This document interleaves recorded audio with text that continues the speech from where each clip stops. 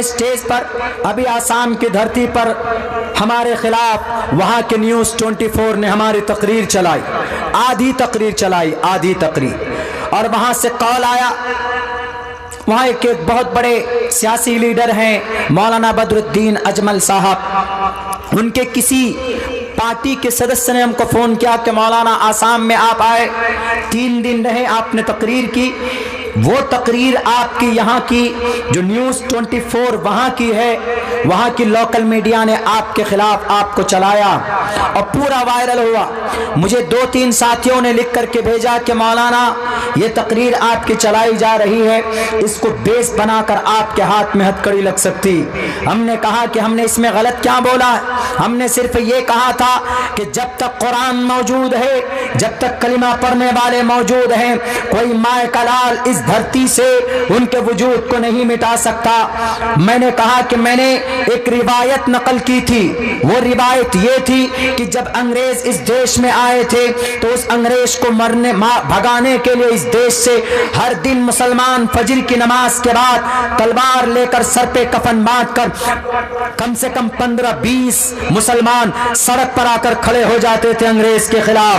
तो अंग्रेज बोलते थे कि अरे इन मुसलमानों को पैसा कहां से मिलता, इन मुसलमानों को ताकत कहां से मिलती, इन मुसलमानों के पीछे कौन सा बड़ा नेता जो कफन बांध कर तलवार लेकर आ जाते हैं, इनकी फंडिंग कहां से होती है। तो उस वक्त का एक बहुत बड़ा दलाल जिनका नाम मिर्जा गुलाम अहमद कादियानी जो कुफ्र के दरवाजा नहीं बल्कि काफिर बन चुका था, उस मिर्जा गुलाम अहमद कादियानी ने कहा कि अंग्रेज तुझे नहीं मालूम, इनके पीछे कोई नेता खड़ा नहीं है, इनके पीछे कोई बड़ी ताकत खड़ी नहीं है, इनके पीछे किसी मंत्री का सपोर्ट नहीं है, बल्कि इनके पास अल्लाह का कुरान है, इनके पास कलीमा है। और सुन लो, जब तक इनके हाथ में अल्लाह का कुरान होगा, इनके दिलो दिमाग में अल्लाह का कलीमा होगा, ये मर तो जाएंगे लेकिन कभी भी किसी बातिल के सामने ये झुक नहीं सकते, कभी भी इनको खत्म नहीं किया जा सकता भारत की धरती से। तो हमारा यहां से तो काट कर चला दिया, बाकी और पीछे जो मिर्जा गुलाम अहमद कादियानी की बात थी, अंग्रेज की बात थी, उसको हटा दिया कि लो मौलाना अब्दुल्ला देखो कैसी बात कर रहे हैं। पूरी तकरीर नहीं चलाई, आधी तकरीर चलाई। हमने कहा हमारे पास पूरी तकरीर है, हमने कहा कि मैं कहूंगा हक बात को, हक बात कहने से मुझे मेरा अल्लाह ने अधिकार दिया, हम कहेंगे क्या जरूरत है। आपको भी कहना चाहिए हक बात और सच्ची बात, भले किसी को कड़वी लगे। बहुत आसान है ना, हम लोगों के बीच में एक दूसरे के खिलाफ चुगली करते हैं, चाय की दुकान में बैठ जाते हैं। अल्लाह के नबी ने फरमाया ला यदखुलुल जन्नत क़त्तात, चुगलखोर जन्नत में नहीं जाएगा। चाय की दुकान पे बैठते हैं और फौरन कहते वो तो ऐसा है, उसने तो ऐसा कर दिया, किसी की बुराई बयान करते। ला यदखुलुल जन्नत क़त्तात, मुसलमानों ये किसी वैद का मंत्र नहीं है, बुखारी शरीफ की रिवायत है। On the earth, after the kitab, after the Quran Kareem, the most important book has been written on the earth, the Bukhari Sharif, Muslim Sharif, दुनिया की महान किताब अल्लाह के नबी की जो अहादीस को जमा की गई इन किताबों के अंदर, वो हदीस कहती ला यदखुलुल जन्नत क़त्तात, चुगलखोर, चाय की दुकान पे बैठकर दूसरों के खिलाफ बुराई करने वाला, सड़क के ऊपर बैठकर दूसरे के खिलाफ बुराई करने वाला जन्नत में नहीं जाएगा, दरवाजे पर रोक लिया जाएगा। ला यदखुलुल जन्नत क़त्तात, जन्नत की खुशबू नहीं सूंघेगा। हम लोग बहुत आसानी से एक दूसरे की बुराई कर लेते हैं, बहुत आसानी से। ये बीमारी है, हम में है, आप में है, उसमें है, उसमें है। अगर किसी को अल्लाह ने कोई तरक्की दी है, गाँव में अगर कोई लड़का दिल्ली में ठेकेदारी करता है, मेहनत मजदूरी करके घर बनाता है, कहाँ से लाता है पैसा, फंडिंग कहाँ से हो रही है? अरे उसको अल्लाह ने दी है, आप भी अपने लिए अल्लाह से दुआ करो, अल्लाह आपके लिए वसात पैदा करेंगे। उसके पुलिंग डाउन क्यों कर रहे? दूसरों के सामने बुराई करके आप जहन्नम के हकदार क्यों बना रहे? ला यदखुलुल जन्नत क़त्तात, a person will not enter the paradise and who talks about other ill, बीमार बात जो करता है, गीबत जो करता है, एक दूसरे के खिलाफ बुराई जो करता है, अल्लाह तबारक व ताला का फरमान नबी के ज़रिए से वो इंसान कभी भी जन्नत में दाखिला नहीं हो सकता। उसका बच्चे को सही बनाए, बच्चा हमारा सही बनेगा, किसी के खिलाफ बोलेगा भी नहीं। बच्चों को पढ़ाई में लगाए, नहीं पढ़ता है भाग जाता है स्कूल से मदरसे से, तो घर में तरबियत करे जब तक घर में, नहीं तो उसको एक जिम्मेदार नागरिक बनाइए, उसको कोई काम दीजिए कि तुम ये काम करो अपने बच्चे को। आज मैं आपके बीच में हूं, मैं फिर से कह रहा हूं कि हमारे असातिज़ा हमारे वालिदैन की तरबियत का नतीजा है। और अल्हम्दुलिल्लाह कहीं पर भी चले जाऊं, किसी भी स्टेज पर चले जाऊं, अल्लाह तबारक व ताला ने आपकी दुआओं से इज्जत से नवाजा। मेरी डायरी बुक है 2 अप्रैल तक, आज यहां पर हूं मैं। आपने दुआ की, हमारे असातिज़ा ने मेहनत की, तो अल्लाह आज हमसे काम ले रहा। हमारा कोई कमाल नहीं, आपका बच्चा इससे ज्यादा अल्लाह काम ले सकता है आपके बच्चों से। आसमान से कोई नहीं आता। बच्चों की सही परवरिश कीजिए, सही तरबियत कीजिए, दूसरों के ऊपर उंगली उठाने से ज्यादा ध्यान दीजिए अपनी फैमिली में, अपने फैमिली मेंबर को अच्छा बनाने की। क्या आपके फैमिली के अंदर आपके औलाद अगर अच्छे बनेंगे तो आप मर भी जाओगे तो मरने के बाद वो बच्चा मस्जिद में बैठकर सूरह फातिहा पढ़कर आपके लिए दुआ करेगा। जब बच्चा सही हो, दीनदार हो, जब बच्चे के दिलो दिमाग में ये बात बताई जाती है कि तुम्हें अल्लाह से डरना है, तो मेरे मुसलमान भाइयों, जब बच्चा अल्लाह से डरने का अकीदा उसके दिल में जम जाता है तो फिर किसी से नहीं डरता। आज भारत के अंदर सबसे ज्यादा मजबूत तंजीम जिनसे मुसलमान डरते हैं कौन? आरएसएस बजरंग दल है। आरएसएस बजरंग दल के खिलाफ सबसे ज्यादा मेरी तकरीर होती है और अल्लाह ने अभी तक हमको महफूज रखा हुआ। आते हैं बहुत सारे कौल, डस्टबिन में डाल देता हूं। जब अल्लाह से कोई डरेगा तो एक बच्ची भी होगी जिसका नाम मुस्कान होगा, तो वो नारे तकबीर अल्लाह अकबर का नारा बुलंद करते हुए वो किसी से नहीं डरेगी।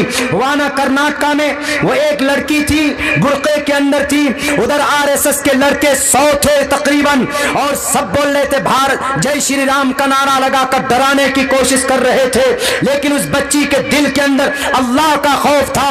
उसके बाप नमाजी, उसकी माँ नमाजी है, वो बच्ची खुद नमाजी थी। उसके दिल में ये बात थी कि अगर इस दुनिया के अंदर किसी से डरना है तो अल्लाह से डरना है। वो अल्लाह से डरती थी, किसी और से नहीं डरती थी।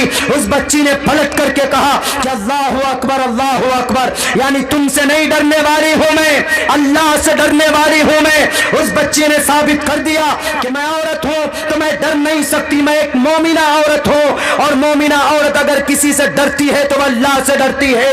जैसे अबू जहल के सामने हजरत सुमैया के जिस्म के 2 टुकड़े किए गए थे, तब भी वो जो अबू जहल से नहीं डरी थी। हजरत फिरौन के सामने बीबी आसिया के दोनों टांगों, दोनों हाथों में केल ठोक दिया गया था, लेकिन वो फिरौन से नहीं डरी थी। हजरत मरियम अलैहिस्सलाम अपने कौम के लोगों से नहीं डरी थी। मेरे भाइयों, लाखों हजारों मिसाल है। जब कोई दीनदार बनता है तो वो सिर्फ अल्लाह से डरता है, बाकी किसी और बातिल ताकत से नहीं डरता। जब आदमी को दिल में अल्लाह की मोहब्बत होती है तभी ऐसा होता। वो लड़ रही थी पर्दे के लिए। आजकल हमारी माएँ बहनें पर्दा नहीं करती। पर्दा it's compulsory, it's your duty, ये आपकी ड्यूटी है, अल्लाह के नबी का फरमान।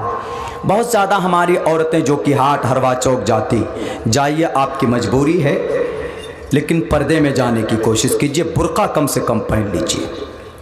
बुर्का पहनेंगे तो आपके पूरी बॉडी का स्ट्रक्चर ढका हुआ रहेगा। ये मैं नहीं कह रहा हूँ, ये मोहम्मद रसूलुल्लाह की हदीस और अल्लाह का कुरान कह रहा साफ लफ्ज़ों में। वला वबनातिक युदनीना अलैहिन्ना मिन जलाबिबिहिन्ना, ए मोहम्मद आप कह दीजिए अपनी औरतों से, अपनी बेटियों से और मोमिना औरत से, वनिसाइल मुमिनीन, मोमिन औरतों से क्या कि वो अपनी शक्ल को ढांकें, घूंघट करें। और घूंघट करने से हिंदू भाइयों को तकलीफ़ होती, सारे हिंदू भाई को नहीं होती, कुछ हिंदू भाई को होती है। मेरी तकरीर थी परसों वहाँ पर, हमने वहाँ पर कही थी, ताबिश रेहान भाई साहब भी साथ में थे। वो उस प्रोग्राम से मैं बहुत मुतासिर हुआ, बहुत ज़्यादा। ताबिश साहब बैठे हुए हैं, हम और वो दोनों उस प्रोग्राम में थे, और भी लोग थे। अखलाक वहाँ पे लोगों का इतना देखा। CRPF का एक कमांडर, CRPF हम लोगों को खाना खिला रहा था,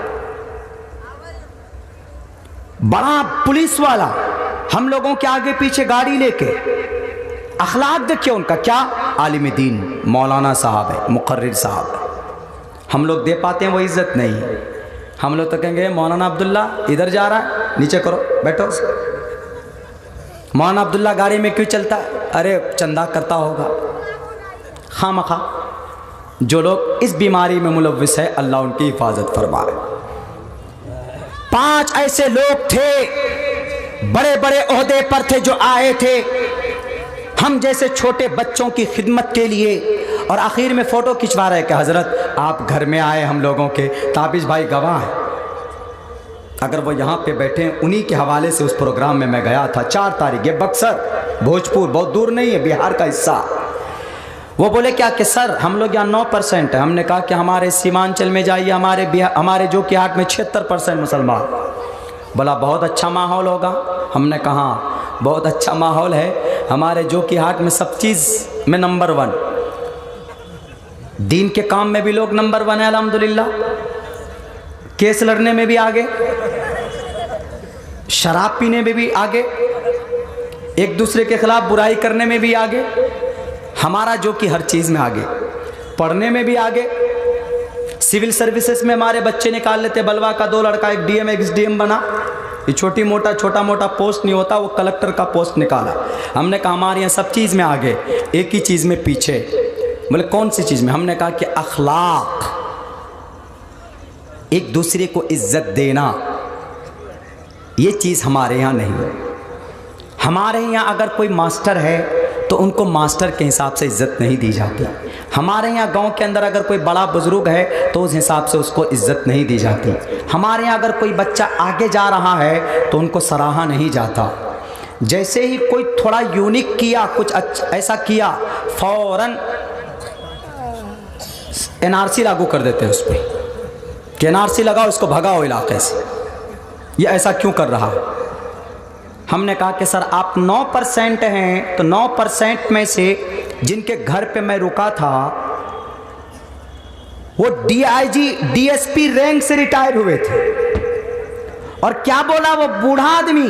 वो ये बोला कि हजरत आप ऊपर मत लेटिए, आप नीचे आइए, मेरी बिस्तर पर आइए। बताइए, मेरे ख्याल से 80 साल की उम्र होगी उनकी बूढ़े। मेरी बिस्तर पर आप लेटिए, मैं आपसे फ़ायदा हासिल करना चाहता हूँ। हमने कहा कि एक बात बोलें, आप 9% हैं, आप में से कम 3% लोगों की आपकी नौकरी है इतनी बड़े बड़े ओहदे पे, और बिहार में, हम लोग भी बिहार में हैं, ये आप लोगों की हुस्न अखलाक की बदौलत अल्लाह ने आपको इतना परवान चढ़ाया है, हुस्न अखलाक की वजह से। मैं बक्सर उतरा ट्रेन से, फ़ौरन गाड़ी लेके गए, लेकर आए, खाना खिलाया। रात को प्रोग्राम ख़त्म हुआ तो जहाँ से हम लोगों की ट्रेन थी, आगे के लिए सफ़र जारी करना था, वहाँ तक उन लोगों ने छोड़ कर आया। ऐसा अखलाक मैं नहीं कहता हूँ कि मेरे लिए आप करें, मुझे ज़रूरत नहीं, मैं बच्चा हूँ आपका, आप आपस में करें। ऐसा अखलाक हमारे यहाँ नहीं। और यही वजह है कि पूरे भारत के अंदर सबसे ज़्यादा फिसड्डी, गरीबी और सबसे ज़्यादा जिल्लत और रुसवाई, गुर्बत सीमांचल, हमारे सीमांचल में। मेरे भाइयों, अगर अखलाक का मैयार बुलंद होगा तो वह इंसान ज़रूर इज्जत से नवाजा जाता है। हमें ज़रूरत इस बात की है कि हम अपने बच्चों के ऊपर मेहनत करें। देखिए मेरे पास पर्ची भी आ चुका है, यानी हज़रत अब इख्तिताम फरमा दें, क्योंकि अब चंदा करने के लिए कारी साहब तशरीफ़ ला चुके होंगे और आप लोगों को बैठना है। मैंने तो कहा था कि मैं आधा ही घंटे बोलूँगा, लेकिन बोला कि नहीं, जब तक कारी साहब आएँ तो आप थोड़ी तकरीर करें। तो मेरे भाइयों, मेरे साथियों, हम लोग अपनी शरीयत को सामने रखकर बुग़्ज़, कीना, हसद अपने दिल से निकालिए और दीन के लिए, दीन की निस्बत पर एक दूसरे से मोहब्बत करना शुरू कीजिए। नफ़रत को मिटाने की कोशिश कीजिए। वाक़ियतन बहुत घुटन महसूस होती, नहीं देखा मैंने ऐसा जैसा हमारे यहाँ। अपने बच्चों को पढ़ाइए ताकि आने वाली नस्ल के अंदर कुछ अच्छाई हो और कुछ सच्चाई हो, वो बच्चा आगे चल कर के कुछ अच्छा कर सके अपने कौम के, समाज के लिए। बहुत बहुत शुक्रिया, जज़ाकल्लाह। अस्सलामु अलैकुम व रहमतुल्लाहि व बरकातुहू। हमने पर्दे पर भी बात करनी थी और किस पे, आखिरी शरीयत पर बात करनी थी, वैद के हवाले से, कुरान के हवाले से। चूँकि वक्त कम है, इंतज़ामिया कमेटी के पास भी वक्त कम है। इंशाअल्लाह 28 तारीख़ को कजलेटा के अंदर हमारी हाज़िरी होगी। इंशाअल्लाह फिर बाकी बात अगर अल्लाह ने ज़िंदगी दी तो वहाँ पर पूरी करेंगे। बहुत बहुत शुक्रिया, जज़ाकल्लाह। अस्सलामु अलैकुम रहमतुल्लाह। माशाअल्लाह।